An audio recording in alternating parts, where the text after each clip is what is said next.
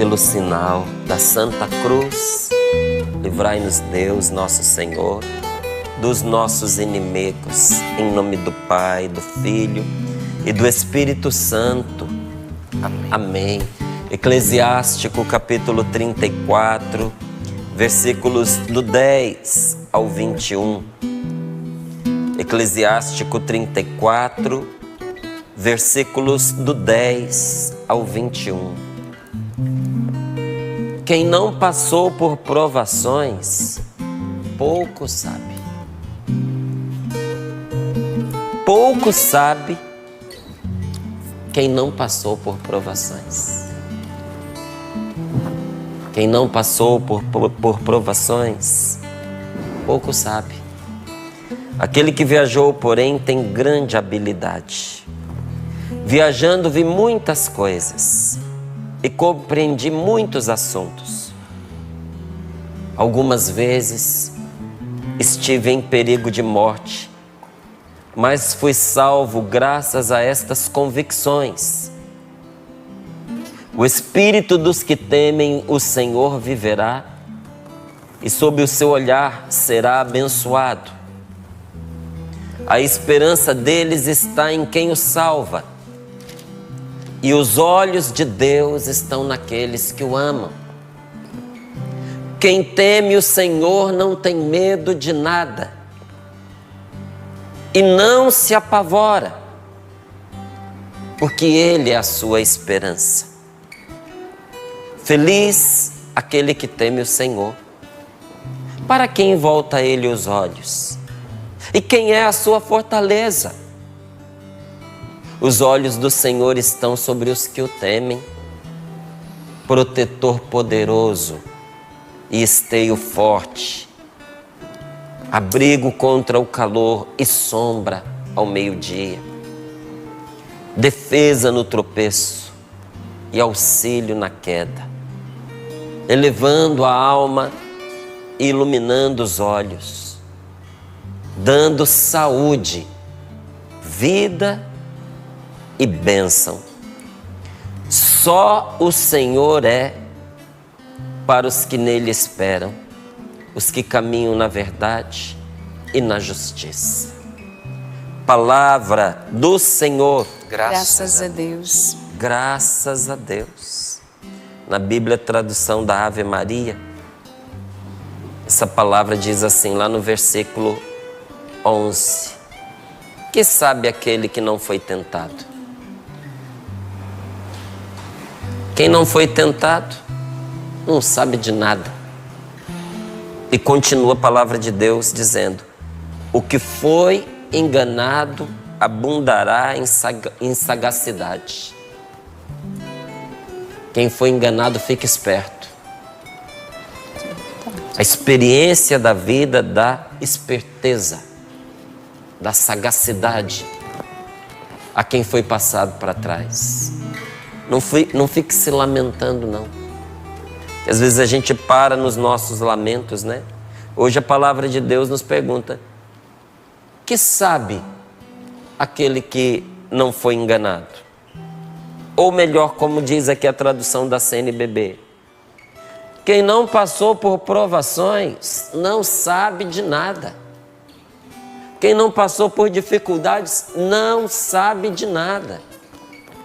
A vida é uma escola que ensina na prática, gente. Não se aprende a vida na teoria, não se aprende. Entende? É só quando a gente coloca em prática que a gente descobre o que funciona e o que não funciona. Infelizmente, tem tanta gente que sabe a vida na teoria, mas quando chega a provação, a pessoa desfalece, desmaia, desespera, desiste antes de tentar, porque tinha uma vida de teorias. Quando chega a hora de pôr em prática, entra em desespero, porque começa a duvidar das teorias que tinham. A vida se vive na prática. Não é? A vida se saboreia lançando-se sobre ela. A gente não saboreia. A gente pode até saborear, né? Um bolo com os olhos. Mas se você não colocar na boca, se você não degustar e se você não engolir, não vai alimentar você. Tem gente que às vezes para em saborear com os olhos, só por teoria, mas não põe em prática. Quem não passou por provações não tem sabedoria, não acumula experiência, pouco tem a ensinar. São as provações da vida que vão nos amadurecendo. É impossível viver bem a vida sem passar por provações. Coitado de mim, coitado de você, se a vida nos poupar das provações. Inclusive a palavra de Deus nos diz que Deus é Pai. E pergunta: qual é o pai que poupa o seu filho da correção? Quem ama corrige. E a correção às vezes é dura, não é? Coitado de mim e de você, se nós formos poupados da correção. Quem não passou por provações, quem não foi testado, quem não foi tentado, quem não foi enganado alguma vez na vida, não sabe de nada. Não tem experiência para poder contar. Não tem história para poder dizer. Não tem testemunho para poder relatar. E aí ele segue dizendo aqui uma coisa muito importante, que eu pego aqui, pego também na Bíblia Ave Maria, porque são traduções que iluminam uma a outra. Bíblia Ave Maria, versículo 13 diz assim: algumas vezes encontrei-me em perigo de morte, mas fui libertado pela graça de Deus. Não são os testemunhos que nós temos escutado? Não foi o testemunho que nós acabamos de ouvir? Todo dia um testemunho que compõe com a palavra de Deus. Grande produtor desse programa, Espírito Santo, hein? Verdade. O grande arquiteto desse programa. Grande diretor desse programa. O grande apresentador desse programa. A alma desse momento que nós vivemos é o Espírito Santo de Deus. E a palavra de Deus nos diz com toda clareza: algumas vezes encontrei-me em perigo de morte, mas fui libertado pela graça de Deus. E quantos de nós aqui teríamos testemunhos assim para dar? Eu teria pelo menos uns 5, em que eu estive em perigo de morte, não era mais para eu estar aqui, mas fui libertado pela graça de Deus. Os planos do Senhor ainda iam acontecer para mim. Deus ainda queria que eu estivesse aqui. Ainda havia uma missão a ser cumprida.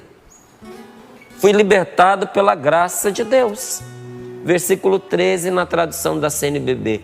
Algumas vezes estive em perigo de morte, mas fui salvo. Deus me salvou da morte. E não é só da morte física, porque a palavra continua dizendo assim: fui salvo graças a estas convicções. O espírito dos que temem o Senhor viverá, e sob o seu olhar será abençoado. O espírito dos que temem o Senhor, essa convicção foi salvação para mim. O espírito dos que temem o Senhor viverá, e sob o seu olhar será abençoado. A fé nos salva dos perigos, gente. Constantemente. Porque nos une a Deus. Porque nos dá convicção, nos dá uma convicção que nos mantém seguros no caminho de Deus. A fé nos mantém na trilha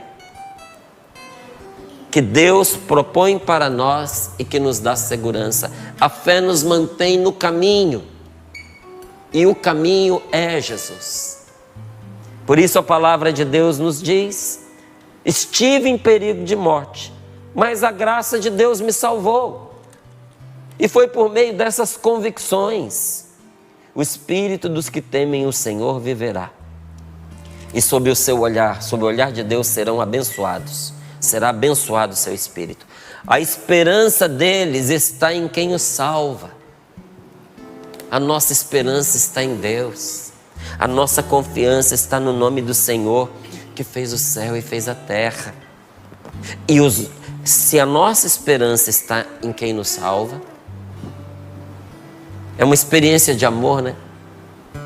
feito a partir de uma troca de olhares. Muito bom isso. A esperança deles está em quem os salva, e os olhos de Deus estão naqueles que o amam. Os nossos olhos estão em Deus, e os olhos de Deus estão em nós. Os nossos olhos estão naquele que nos salva, e os olhos de Deus estão naqueles que o amam. Deus está olhando para você nesse dia, e está olhando com amor para mim e para você. A nossa esperança está em Deus pelo grande amor que Ele tem por nós. E quando nós fazemos a experiência desse amor, essa palavra se torna vida em nossa vida. Quem teme o Senhor não tem medo de nada. Quem teme o Senhor não se apavora. Quem teme ao Senhor não entra em desespero. Porque Deus é a sua esperança. Não é o remédio a sua esperança. O remédio vem para ajudar. Deus é a nossa esperança. O dinheiro não é a nossa esperança. Não podeis servir a Deus e ao dinheiro. Não podeis servir a dois senhores, porque vai agradar a um e desagradar o outro. E servir aqui é viver para Ele e confiar nele. Então, servir ao dinheiro significa viver para o dinheiro e confiar no dinheiro. A nossa confiança não está no dinheiro. A nossa confiança está no Senhor. Ele é o nosso Salvador. Quem teme o Senhor não tem medo de nada. E não se apavora, porque Ele é a sua esperança. A sua esperança não é o seu amigo, nem mesmo o seu médico. Seja fiel ao seu médico, obedeça ao seu médico, vá ao médico, faça o seu tratamento, porque não fazê-lo é tentar a Deus. Abandonar a própria saúde é pecado, é desagradável a Deus e as consequências virão. Mas mesmo fazendo tudo direitinho, indo ao médico, tomando os remédios, fazendo tratamento, onde está a nossa esperança? A nossa esperança repousa no único que de verdade pode salvar. Também os médicos confiam em Deus. E depois de terem feito tudo o que está ao seu alcance, muitas vezes dizem para a família: agora é rezar. Os médicos dizem: sim, fizemos tudo o que estava ao nosso alcance, agora é com Deus. Agora é rezar. Agora é confiar em Deus. Vamos pedir a Deus que dê tudo certo. De quantos médicos a gente ouviu isso? Quantas vezes você ouviu isso da boca de um médico que tem a sua confiança em Deus? Porque apesar de tudo que a gente faz, a nossa esperança está em Deus. A nossa esperança está no Senhor. Por isso não vou me apavorar. Por isso não vou me deixar dominar pelo medo. Feliz aquele que teme o Senhor. E olha, não é uma troca de olhares? Para quem volta Ele os olhos? Ele quem? Nós que confiamos em Deus, para quem nós voltamos os nossos olhos? Quem é a nossa fortaleza? Os nossos olhos se voltam para Deus e os olhos do Senhor estão voltados sobre os que o temem. E os olhos aqui, gente, não é um olhar distante, são os cuidados de Deus. Quando você diz assim que a mãe está de olho no filho, o que essa palavra está dizendo é que Deus está de olho em você. Quando você diz que a mãe está de olho no filho, quer dizer que ela está cuidando dele. Quando você diz assim: eu vou ali dentro, fica de olho nele para mim. Ficar de olho não é olhar ele entrar no buraco, sair do buraco, botar a mão na boca de um cachorro violento. Não. Ficar de olho quer dizer não deixar isso acontecer. Quer dizer cuidar de verdade. Uma mãe que ama não tira os olhos dos seus filhos. Deus não tira os olhos de você. Deus está de olho em você. Deus está cuidando de você. É isso que a palavra de Deus está nos garantindo nesta manhã. E o que é esse cuidar do Senhor? A palavra de Deus é linda demais, porque ela não simplesmente traduz em atos o que Deus faz, mas ela põe diante dos nossos olhos quem Deus é. Por que ela não diz aqui, Ele protege de forma poderosa, Ele dá amparo, dá um amparo forte, Ele dá abrigo contra o calor, Ele oferece sombra ao meio-dia, porque isso são coisas, e Deus é muito mais do que aquilo que Ele faz, Ele é. Então a palavra de Deus nos diz assim, nunca vai faltar da parte de Deus isso para você, porque Ele é assim, Ele não só age assim, não é algo de momento, Ele é assim em todo o tempo, protetor poderoso, esteio forte, abrigo contra o calor, sombra ao meio-dia, defesa no tropeço, e se caímos, auxílio na queda, elevando a alma, iluminando os olhos, dando saúde, vida e bênção. E diz aqui, só o Senhor é para os que nele esperam, os que caminham na verdade e na justiça. Em outras palavras, o Senhor só se dá àqueles que caminham na verdade e na justiça. Deus é assim. Mas quem o recebe? Quem caminha na verdade e na justiça. Defesa no tropeço, auxílio na queda, elevando a alma, iluminando os olhos, dando saúde, vida e bênção. Faltou alguma coisa? Se faltou, diz para nós aí o que é que está faltando aqui nessa oferta de Deus para nós. E olha que coisa maravilhosa, gente. Saúde, vida e bênção. Porque para a palavra de Deus, a cura não se resume a uma recuperação física. Tem gente que pensa que esses encontros de cura e libertação são encontros orientados para a cura física.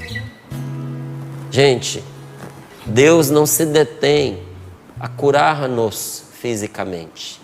A graça de Deus, a palavra de Deus nos revela que a graça de Deus que se manifesta na cura não se resume à recuperação física. É bênção, é vida, é saúde, não é? Nos atinge por um todo, nos atinge por inteiro. A palavra de Deus está nos afirmando que quando Deus põe suas mãos sobre uma pessoa, é para curá-la totalmente, uma vida curada. Ou como gosta de dizer aí muitas vezes o padre Edmilson, né? Uma vida sarada. Não só sarada porque é curada, mas porque é forte, é vigorosa, é abundante. Ou seja, a palavra de Deus está nos propondo, nesse momento, pelas mãos do Senhor, uma cura integral, que implica não só o corpo, mas também a alma abatida e o espírito que sofre as consequências da enfermidade física. Porque nós somos afetados, então somos afetados por inteiro. Você sabe que muitas vezes, quando nós estamos doentes, a gente não consegue rezar, a gente não consegue fazer às vezes um gesto de carinho. Até uma declaração de amor se torna pesada. Até cuidar de quem a gente quer tão bem. Para você ver como nós somos atingidos profundamente. Até mesmo a partir de uma enfermidade física. Então, quando Deus manifesta a sua bondade sobre nós, essa bondade recai sobre nós por inteiro, na nossa íntegra. Não somente o corpo, mas também a alma abatida. Por isso a palavra de Deus nos diz, os olhos do Senhor estão sobre os que o temem. Protetor poderoso, esteio forte, abrigo contra o calor. Quando a coisa está fervendo, é em Deus que nós encontramos alívio. Sombra ao meio-dia. Defesa no tropeço. Se nós caímos, Ele é auxílio na nossa queda. E tanto não é simplesmente algo físico que logo em seguida, depois de falar de tropeço e queda, vem elevando a alma, erguendo o ânimo da pessoa, iluminando os olhos para que ela possa ver de verdade em que contexto ela está metida, dando saúde, vida e bênção. Porque o ser humano ele é composto de corpo, de alma e de espírito. São Paulo faz essa... A gente sabe que o ser humano é um indivíduo. Indivíduo quer dizer não dividido. Não dá para dividir ali no Tiago Tomé, separar o espírito da alma e do corpo. Não é como seria também uma atrocidade separar a cabeça do resto do corpo. Dá para separar? Mas é uma atrocidade, não é? Por quê? Porque o indivíduo é uma pessoa que não deve ser dividida. Então, São Paulo, para explicar algumas coisas, para dar os seus ensinamentos, ele faz de forma pedagógica essa menção do corpo, da alma e do espírito. Mas nós somos um todo. E a obra de salvação de nosso Senhor Jesus Cristo não se reduz a curar os nossos corpos, mas curar e libertar completamente a pessoa, libertar por inteiro de qualquer complexo, de qualquer trauma, de qualquer enfermidade. Você já se perguntou se grande parte dos medos que você tem, dos pavores que você carrega, do pânico que te assola, você já se perguntou se isso não tem raízes num sentimento de culpa que você carrega? E você já se perguntou se Deus quer libertar você através do sacramento da confissão? Custa tão pouco, gente. Custa sair de casa, ir ao encontro do sacerdote e fazer a confissão. Tirar esse peso da alma. Receber a bênção de Deus que anula qualquer investida diabólica contra nós, que extermina o mal e que nos cura intimamente, porque o Senhor quer o nosso restabelecimento por completo. E olha, quanta gente seria mais saudável se tivesse mais coragem de passar pelo sacramento da confissão, de terminar do seu dia, fazer uma revisão de consciência, um exame de consciência. Pedir perdão a Deus pelos erros, louvar a Deus pelos acertos, celebrar com Deus aquele dia, ter alegria, fazer um bom propósito para o outro dia ser ainda melhor, construir no outro dia um dia ainda melhor com Deus, com a sua graça. O Senhor quer nos curar dos nossos complexos, da nossa falta de aceitação de nós mesmos, do nosso sentimento de inferioridade, dessa nossa mania terrível que nós carregamos de comparação, de ficarmos nos comparando com os outros.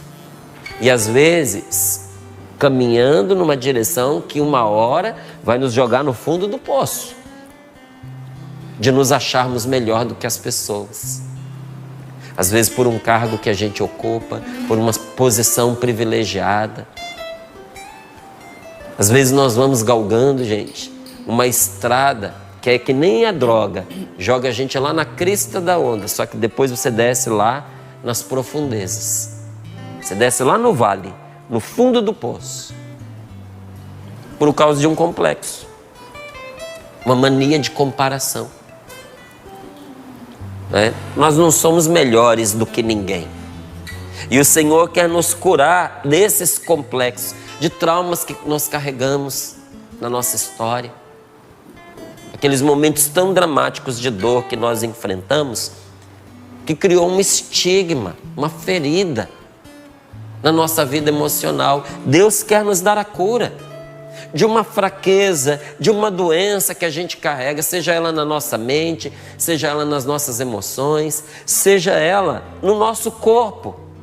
E Jesus nos oferece medicina preventiva para nós não ficarmos doentes. Porque a palavra é Jesus.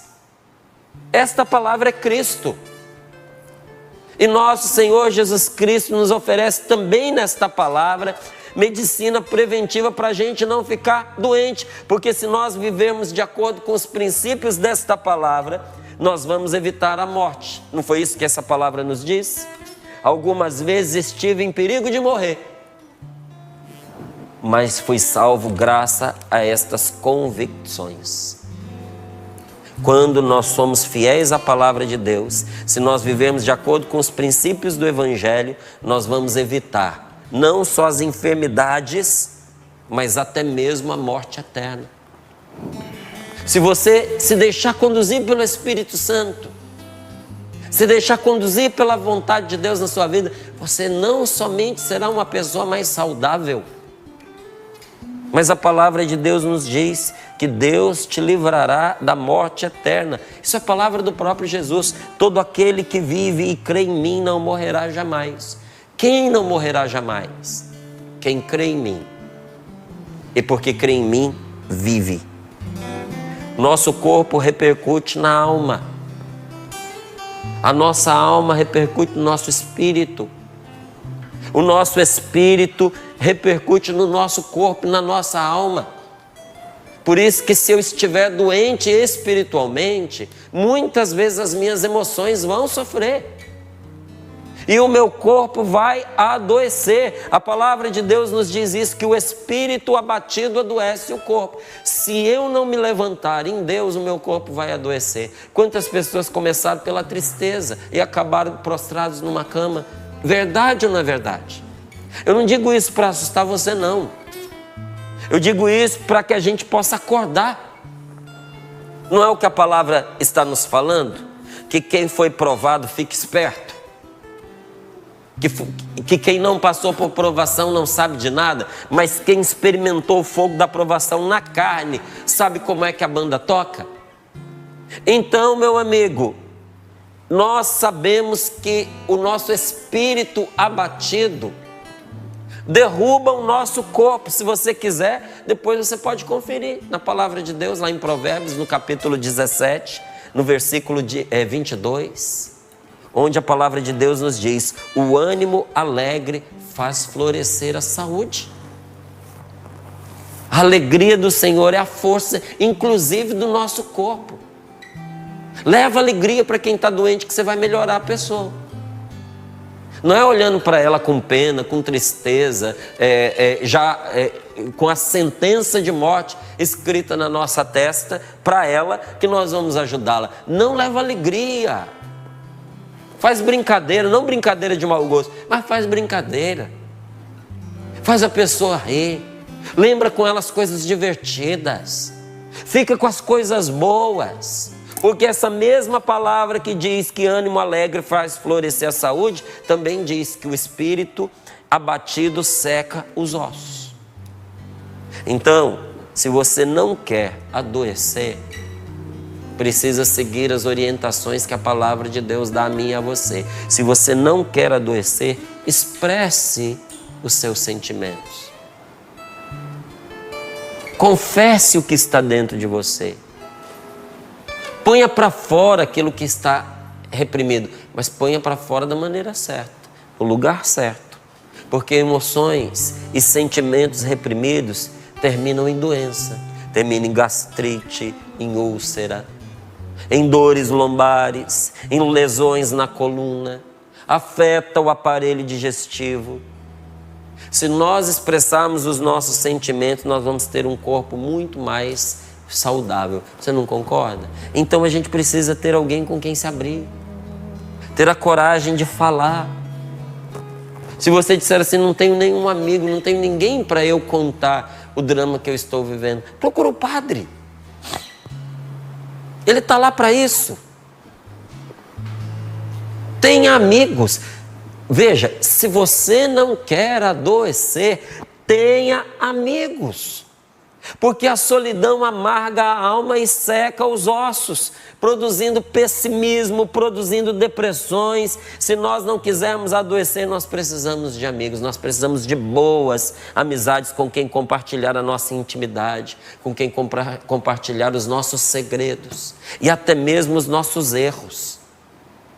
Como é bom a gente ter alguém que a gente tem coragem de tirar a máscara e permitir que a pessoa veja a gente sem julgamento, porque um bom amigo não julga. O bom amigo não precisa das nossas justificativas, porque ele sabe quem nós somos. Por isso não adianta a gente se justificar, porque quem nos detesta não vai aceitar. E quem nos ama não precisa das nossas justificativas. Então as nossas justificativas são inúteis. Mesmo, Márcio, a minha justificativa é verdadeira, é correta. Não adianta. Quem não gosta de você não vai acreditar, mesmo que seja verdade provada. Ou, mesmo acreditando, vai desprezar o que você fala. E os seus amigos te amam, apesar das suas justificativas, com elas ou sem elas. Por isso, tenha amigos. Você sabia que o período que as pessoas menos adoecem é a lua de mel? Menos adoecem. Porque na lua de mel há um encontro de almas, há uma abertura de coração, há inclusive uma abertura do corpo, de um para o outro. Se você não quer adoecer, tenha amigos. Se você não quer adoecer, tome decisões. Porque uma vida de indecisão, ela é triste, ela é terrível para a pessoa. A pessoa indecisa, ela não consegue sair da ansiedade. A pessoa indecisa vive ansiosa e vive na angústia. E olha, ansiedade não mata, mas angústia mata. E a indecisão vai nos empurrando para esse buraco. A indecisão acumula preocupações.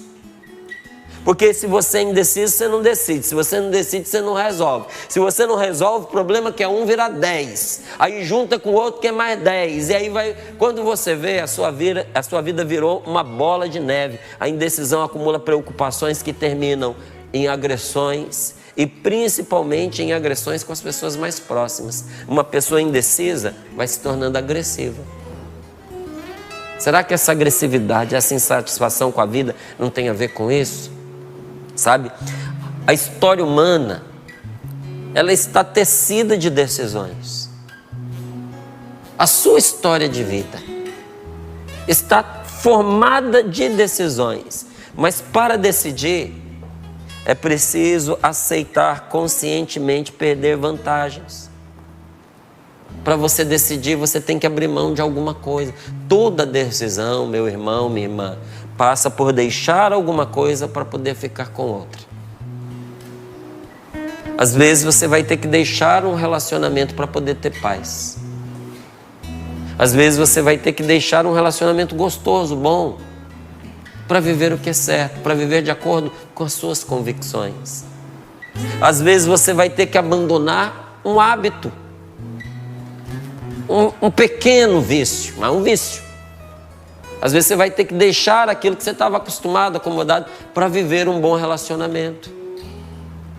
Vai ter que deixar certos princípios, certos valores equivocados, para construir uma vida ao lado da outra pessoa. É sempre uma escolha. Vai ter que deixar uma pessoa que você gosta para ficar com outra que você gosta mais. Não é? É ter coragem de decidir abrindo mão de algumas vantagens para ganhar outras vantagens maiores e principalmente para ganhar vantagens transcendentes. Não viver somente a partir desse mundo. As pessoas indecisas, elas vivem na fronteira da angústia. Sofrem demais. E eu digo na fronteira porque a qualquer momento cai do lado de lá. Retomo aqui a palavra que eu disse para você agora há pouco. Quem quer servir a 2 senhores, vai terminar por não servir nenhum. Quem quer tudo, fica sem nada. Ou como na minha família sempre dizíamos esse ditado, quem muito escolhe, sai escolhido. Fica escolhendo, as oportunidades passam e ele sobra e não tem mais nada. Aí vem alguém e o escolhe por ele. É assim.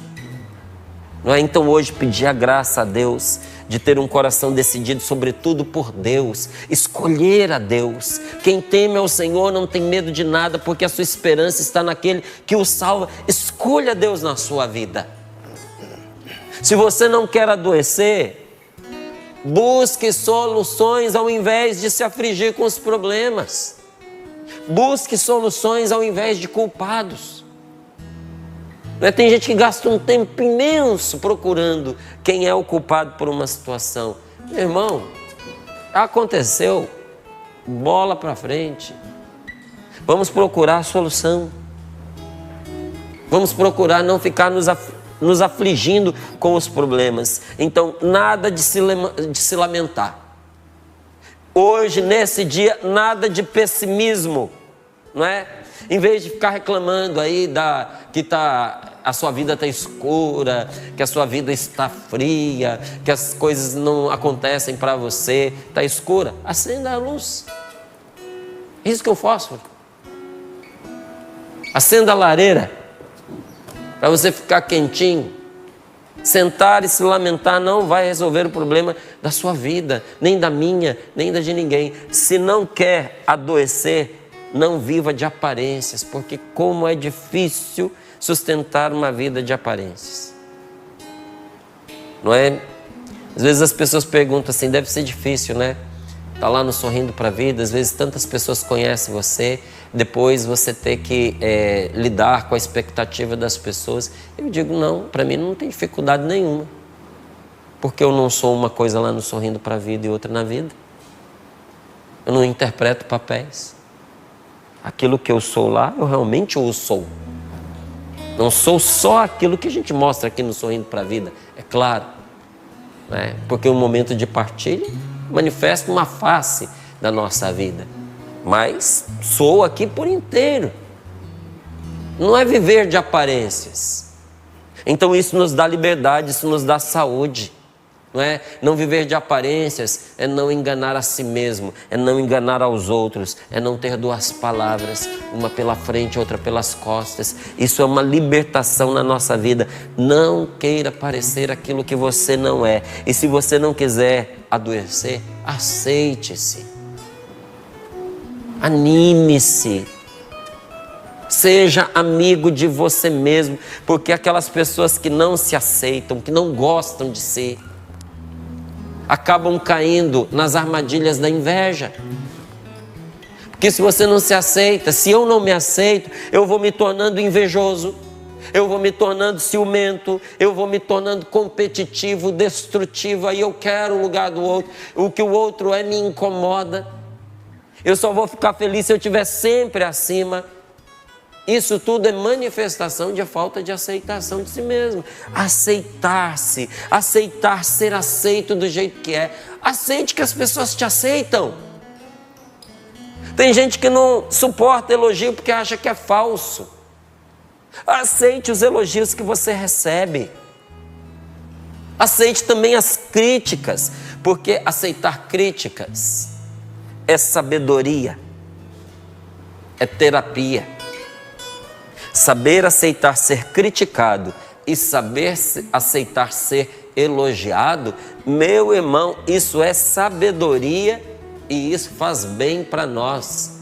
É um banho interior que a gente acaba tomando. Então não fique chateado quando uma pessoa te critica. Se a crítica dela é boa, é construtiva, se ela visa o seu bem, aceite, isso vai fazer bem para você e aprenda a confiar. Confie em si mesmo. Se anime, se encoraje, aceite os elogios, aceite as críticas para você se tornar uma pessoa melhor, porque a crítica é um espelho que nos mostra aquilo que muitas vezes nós não vemos, e aprenda a confiar também nas pessoas. Mande a tristeza embora da sua vida. Vamos fazer isso agora? Põe as mãos sobre o seu peito, sobre o seu coração e peça a Deus essa graça de mandar embora da sua vida todo espírito de tristeza. Que em geral a enfermidade física é a somatização de um problema, de um desajuste interior. Se nós somente quisermos cancelar os sintomas de nossas enfermidades, esses sintomas vão passar de um lugar para o outro. Vai deixar de apertar o peito, vai começar a doer a cabeça, para de ter dor na cabeça, começa a ter problema no intestino, porque não foi curada a raiz. Que simplesmente abafar os sintomas, não. Enquanto não se atingir as raízes dos nossos problemas, eles vão continuar a se manifestar. E essa palavra nos dá uma trajetória maravilhosa de libertação. Volte hoje o seu coração para Deus. Porque muitas vezes estive em perigo de morte, mas fui salvo por essas convicções. O espírito dos que temem o Senhor viverá, e sob o seu olhar será abençoado. A esperança deles, aqui está a chave, a esperança está em Deus. Senhor, nós te pedimos esta graça agora, de pôr em Ti nossa esperança, de maneira que nada venha nos apavorar, porque quem teme o Senhor não tem medo de nada. Quem teme o Senhor não se apavora, porque a sua esperança está no Deus que o salva. Dá-nos esta graça, Senhor. Dá-nos esta